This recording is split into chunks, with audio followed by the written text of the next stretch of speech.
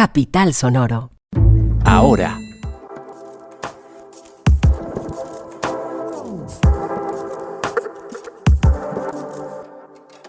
Publican informes sobre violencia policial durante este año. ¿Cómo son las cifras? Un proyecto de huertas urbanas en la ciudad para víctimas del conflicto.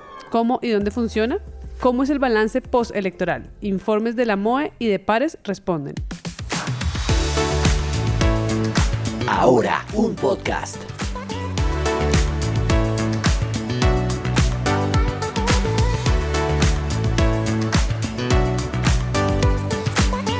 Hola, soy Caroline Figueroa y esto es Ahora un podcast. Es 1 de noviembre de 2023 y estoy en la compañía de Laura Chambueta y Cristian León. Buenas tardes, muchachos, ¿cómo van? Hola Caroline, buenas tardes, muy bien, ¿y tú? Todo bien, todo lindo. Sí, digamos que bien. Pues cada vez veo con más tranco en la ciudad lo que parecería imposible, pero no. Y cada vez llueve más. Sí, la lluvia sí estuvo dura hoy. Pero bueno, empecemos con Cristian porque ya pasaron 3 días desde que se celebraron las elecciones regionales el pasado domingo y con la cabeza fría ya podemos hacer un análisis más sereno de la jornada. ¿Cuál es ese balance? Bueno, principalmente estuvimos en las diferentes sedes de campaña. Sí sorprendió incluso en la de Galán, que tuve la oportunidad de estar. Sorprendió lo rápido. No el conteo, porque incluso fue más demorado que en otras elecciones, pero sí lo rápido que empezó a tomar mucha diferencia y mucha distancia Galán de los otros 2 candidatos que, pues, entre comillas, estaban luchando por la alcaldía. Eso sorprendió allá, pero sorprendió 2 minutos. Ya después eso, pusieron tambores, música y ya era pura celebración. Y muchos analistas, incluso ustedes creo que en la mesa lo hablaron, de la, digamos... En cierta manera, las encuestas, cada vez que hay elecciones, se juegan muchas cosas. Porque si una encuesta no le acierta, ya para la siguiente elección no la contratan más porque deja de ser fiable. En estas elecciones, las encuestas demostraron que sí tenían cierta favorabilidad, sí tienen ciertas bases, a pesar de que toman siempre muestras muy chiquitas, ¿no? Hablábamos de 600 personas en unas encuestas, otras de 1.200, las más grandes, casi 10.000, que igual es una muestra muy pequeña. Pero en ese sentido... indicaron que de cierta manera son confiables y de cierta manera porque sé que hay mucha gente que le tiene recelo a las encuestas y que opinan que no deberían existir. Eso por un lado. Ahora, la Misión de Observación Electoral sacó un informe muy detallado con cosas que realmente sí hay que analizar, ¿no? Si bien lo vimos en las vísperas de las elecciones con lo que pasó en Gamarra Cesar con la registraduría, la persona que falleció, también después de las elecciones que quemaron otra sede de la registraduría porque un alcalde no llegó, vemos que son, digamos, síntomas de violencia muy importantes en estas elecciones y preocupan. Enfoquémonos en Bogotá. ¿Qué dice la MOE en su análisis de Bogotá y Soacha? Hay algo muy preocupante y es de la cédula digital. El 49% de las mesas observadas presentaron inconvenientes con esas cédulas. No sé, ¿ustedes alcanzaron a votar? Ah, no, pero por supuesto que sí. Igual Sí, el tema de claro. la cédula digital para mí es un planeta ajeno. Yo fui con mi cédula y... Pues yo sí lo conozco porque este año tuve que sacar la cédula digital. Tengo la física y con esa fue que voté, pero en estos días que traté de meterme a la aplicación de la cédula digital para tenerla digital, no me funcionó, así que entiendo que muchas personas hayan presentado inconvenientes. No, y por eso mismo yo no he hecho ninguna vuelta. Yo digo, eso cuando esté plenamente inventado, hago la tarea. Antes Sí, puedo no. estar bien con la física. Cuando los pollitos que experimentan ya prueben el Claro, cosmético, ahí cuando sí lo cuando- usamos. Ah, no lo diría de manera tan cruel, pero puedo esperar, digamos. No tengo afán de tener una cédula digital.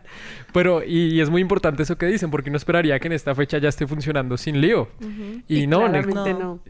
casi la mitad de los puestos tuvieron algún inconveniente, entonces claramente no hay nada como tener la cédula en Y físico. ya estaban diciendo, traiga la suya física, si tenga la Ajá. digital, mejor. Entonces, Sí, mejor. lo análogo. Yo vivo lo análogo.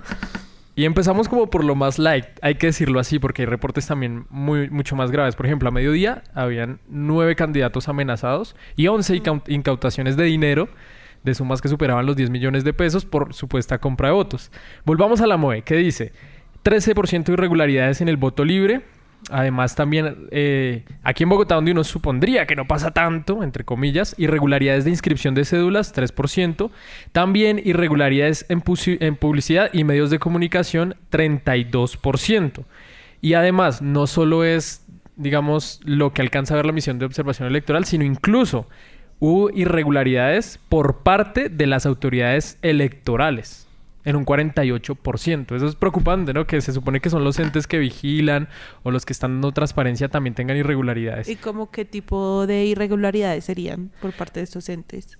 Primero que todo, por ejemplo, los testigos electorales. los testigos electorales también hay un reporte que ya te digo el dato exacto, pero, por ejemplo, el 27% de testigos electorales estaba inscrito por un partido o inscrito con un candidato.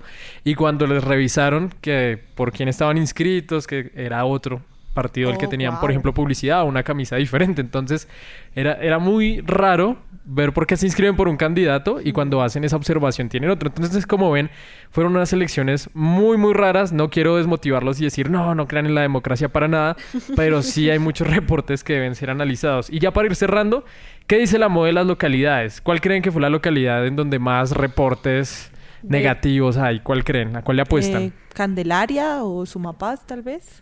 Sumapaz.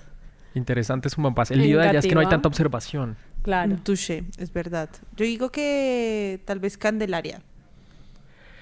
No, por lo que es tan pequeña. Pero si lo hacemos por porcentaje, seguramente sí. Entre más grande, más serio el tema. Engativá, por ahí va. Kennedy, sí, por ahí va. Suba. Ah, la localidad claro. Suba, que es como una mini ciudad. Y lo sabemos. Claro. En Suba alcanzaron a llegar a 26 los reportes. Después le siguió Teusaquillo con 22, que tampoco es de las más grandes. Entonces preocupa esa relación porcentaje habitantes. Chapinero tuvo 12. También vemos a Engativá con 9, Fontibón con 12. Esas fueron las localidades y Ciudad Bolívar que casi nunca falta en estos rankings con 11, desafortunadamente. Lamentablemente, sí. ¿Qué dijo la organización Pares? Bueno, Pares a nivel nacional ya puso otra alerta. Qué feo llegar así con puras alertas, ¿no? Pero es importante. ¿Qué dice Pares?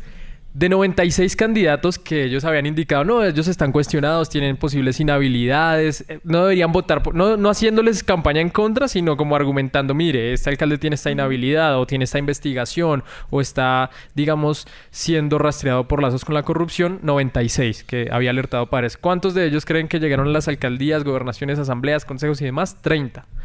30 de 96, una cifra demasiado alta, que cuestiona un poquito por quiénes votamos, ¿no? ¿Por qué tipo de personas seguimos votando?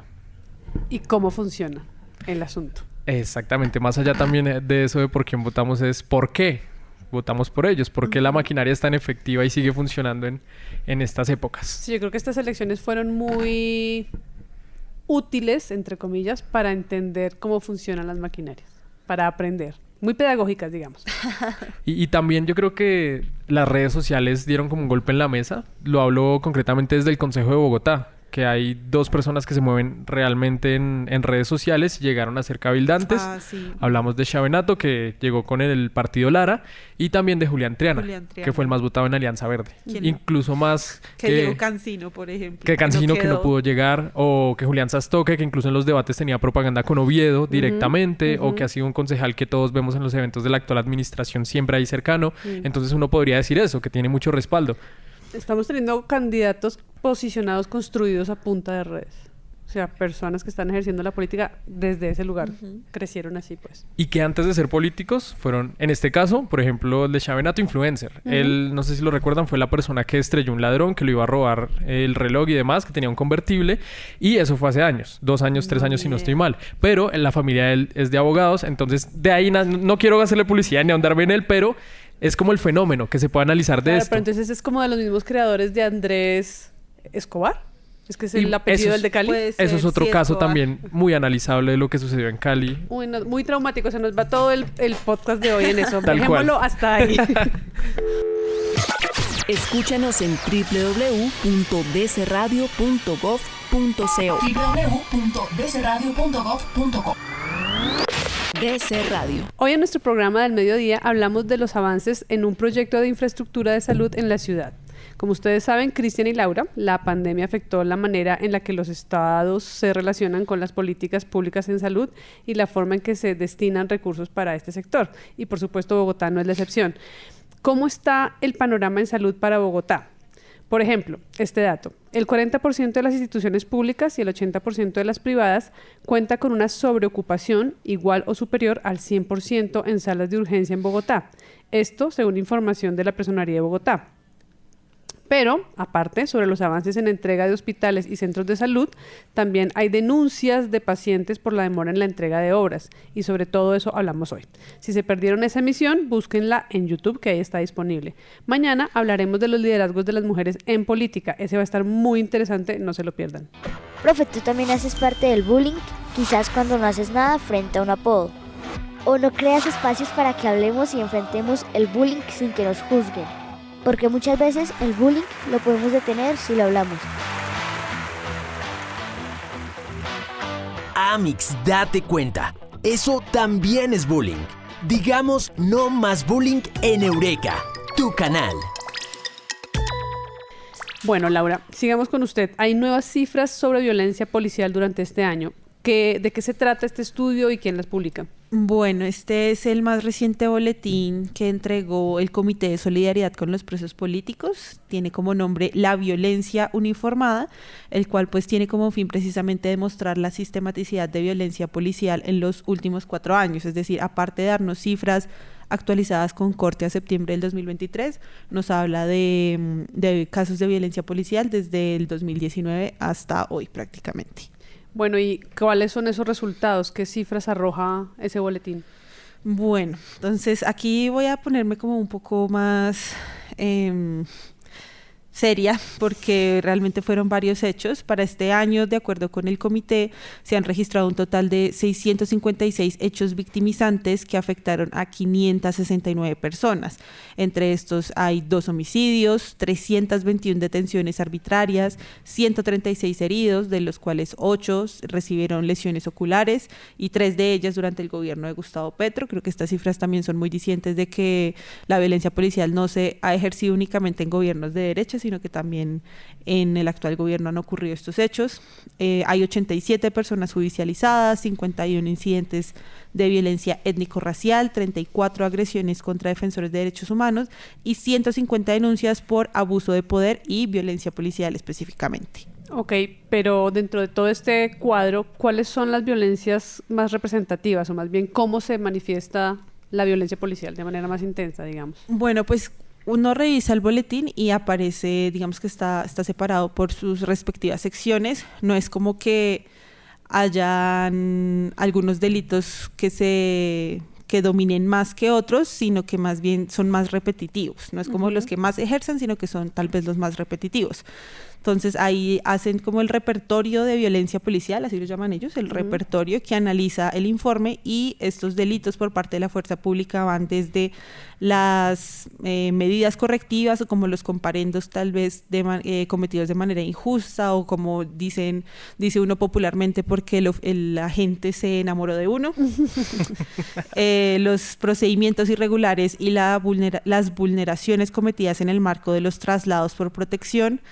Entonces eso es como cuando hay violencia, cuando se van a llevar a alguien, digamos, bien sea a un CAI o a otro, o a una UPJ, aunque ahorita la UPJ tiene otro nombre que no recuerdo.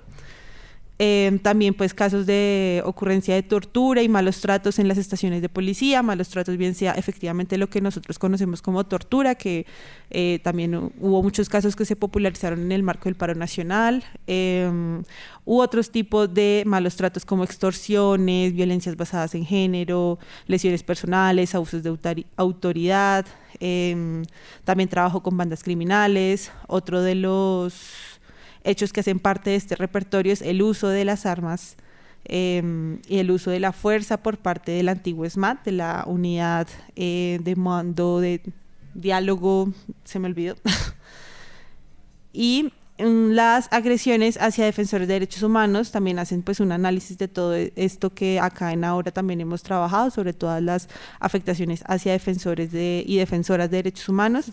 Y por supuesto, pues las agresiones de protesta entre 2022 y 2023 en el nuevo gobierno, que las mencionamos ya anteriormente. O sea, todas las posibles, hay de todo. Hay de todo, es realmente, a mi parecer, aquí me pongo un poco editorial, pero a mi parecer, yo que he seguido este tema, me parece uno de los informes más completos en materia de violencia policial a nivel nacional. Y realmente es un asunto muy serio.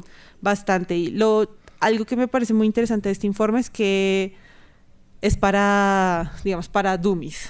¿En qué sentido? En que va desde que le explica a uno la normativa legal en casos de violencia policial, en qué consisten todos estos delitos que hoy les he contado. Habla de estos casos como casos recurrentes, por ejemplo el de Dylan Cruz, o las agresiones a mujeres trans dentro de algunos CAIs de policía. Habla de las agresiones ocurridas en Cali, que fue uno de los puntos neurálgicos durante el paro nacional. Obviamente pues también es crítico con lo que está ocurriendo con el actual gobierno respecto a violencia policial, que todos creíamos que tal vez ya no iba a haber, pero precisamente da cuenta de esta sistematicidad dentro de la institución. La pregunta sería, ¿qué tipo de delito no hay? Más bien, pareciera que con este reporte. Yo aprovecho y te hago otra consulta porque una de las exigencias más recurrentes después del estallido social era reformar la policía. Sin embargo, a medida que ha pasado el tiempo no se ha visto mayor cambio, según desde esta perspectiva. Incluso lo mencionabas, al parecer el cambio más grande ha sido cambiarle el nombre al antiguo SMAT, ahora UNMO. Pero uno lo ve actuar de la misma manera. De pronto el cambio ha sido no ingresar a instituciones públicas, que incluso en anteriores gobiernos también de cierta manera se respetaba. Entonces, ¿qué ha pasado con esa reforma policial que se había propuesto? Bueno, precisamente en este informe que lo lanzaron este lunes, fue el lanzamiento oficial, hablan de que está detenido. Justamente hablan de que está detenido, que sí se han hecho como algunos cambios, por ejemplo el cambio del SMAT a, ya encontré el nombre, Unidad de Diálogo y Mantenimiento del Orden, el UNMO. Otro tipo de cambios como el UNMO. O sea, ya suena muy parecido a humo. Hay otras personas también que le dicen un demo, pero no suena muy musical, entonces se le dice UNMO.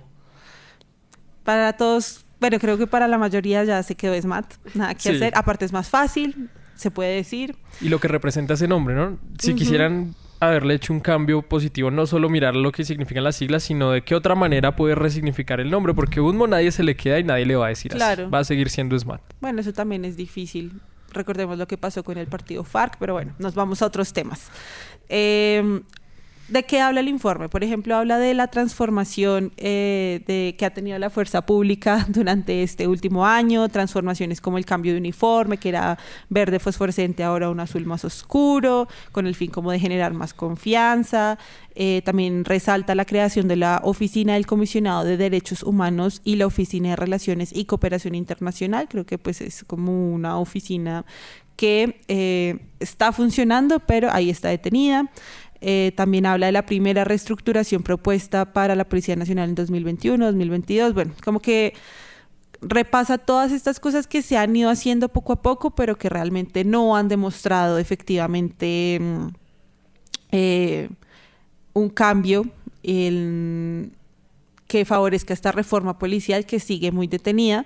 Aparte, pues hay que recordar, o bueno, hay que contar que la policía actualmente, bueno, la institucionalidad, la fuerza pública en general tiene una desfavorabilidad del 52%. Entonces, sí es necesario que se haga una reforma policial que, más allá de cambiar los nombres, los uniformes, las cabezas, porque también se han hecho estos cambios dentro de la cúpula, pues sí es necesario revisar que se cambie también la manera en la que se educan a las personas de la fuerza pública y pues cambios muchos más estructurales, reformas más estructurales que no solo mejoren la favorabilidad de la fuerza pública, sino que haga que los ciudadanos y ciudadanas nos sintamos seguras y confiemos en ellos. Es un reto enorme confiar en la policía realmente. Muchísimo. En este momento. Pero bueno, eso es un proceso de largo aliento. Vamos a hacerle seguimiento a cómo vaya cambiando la situación.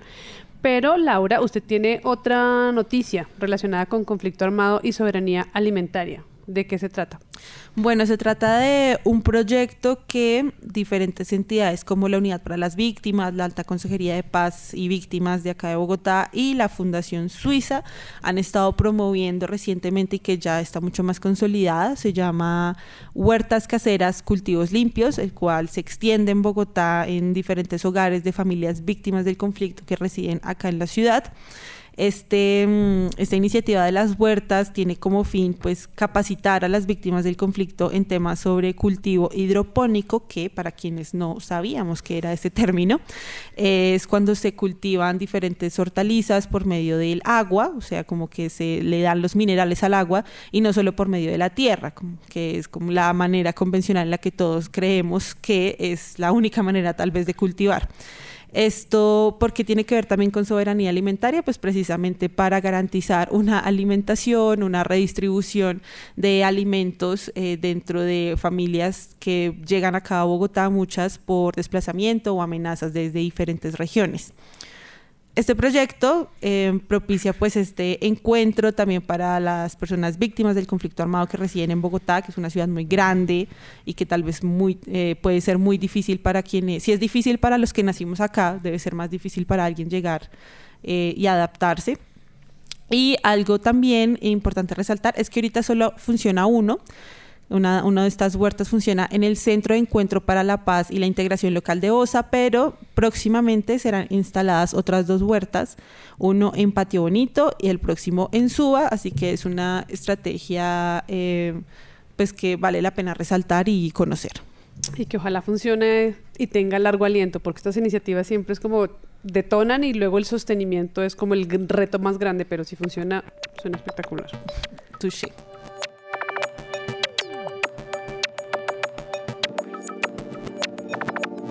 Y no se vayan sin las siguientes noticias. Una internacional porque siguen las reacciones ante la decisión del presidente Petro de llamar a consultas a la embajadora colombiana en Israel.